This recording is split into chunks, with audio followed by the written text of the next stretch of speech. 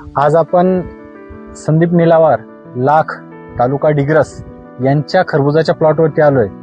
यांचं स्वतःचं कृषी केंद्र आहे, राजदीप कृषी केंद्र पुसद, जिथे की सगळे पोलनचे प्रोडक्ट भेटतात. त्याच मार्गदर्शनाखाली आज यांनी खरबुजाचा हा 4 एकरचा प्लॉट डेव्हलप केलेला आहे.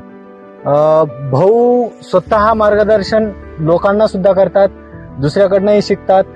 त्या अंडर आपण जो आज खरबुजाचा प्लॉट बघताय, जवळपास हे 4 एकरचं क्षेत्र आहे.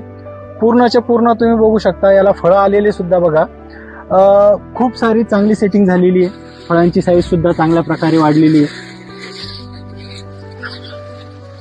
तर एकंदरीत भाऊ काय काय केलं होतं आपण, म्हणजे स्टार्टिंग पासून आपली लागवड, आपला परिचय सगळं सांगितलं तर खूप चांगलं होईल.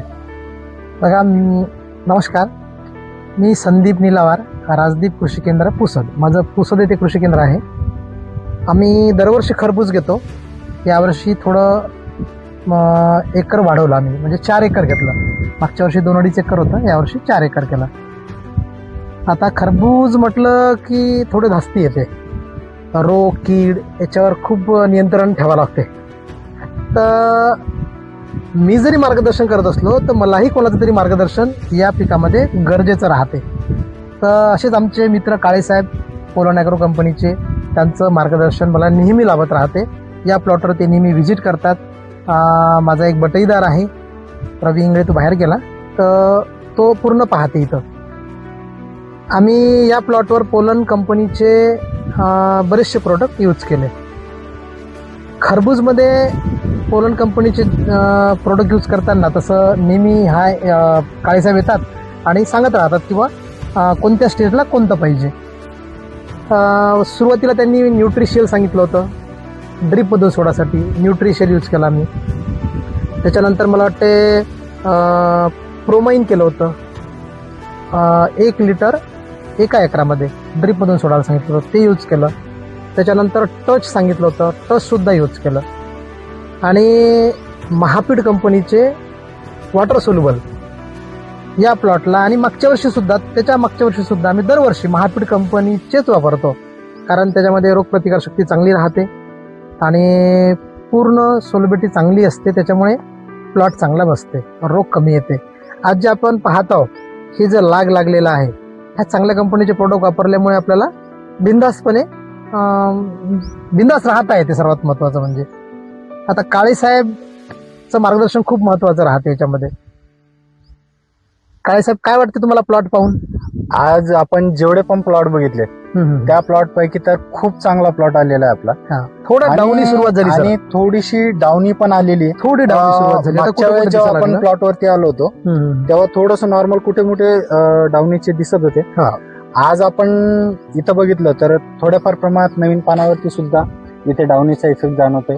काही ठिकाणी आपण त्या साईडला बघितलं तर तिकडं पावडर मिल्ड्यूचा थोडाफार इफेक्ट होता. तर आपण सध्याच्या कंडिशनला, मागच्या वेळेस आपण मिसोडियम घेतलं होतं जे पावडर मिल्ड्यू साठी होतं, ह्यावेळेस आपण इक्वेशन प्रो, सिमोडीज, बिलकुल त्यासोबत पीडीआय हे घटक घेतोय.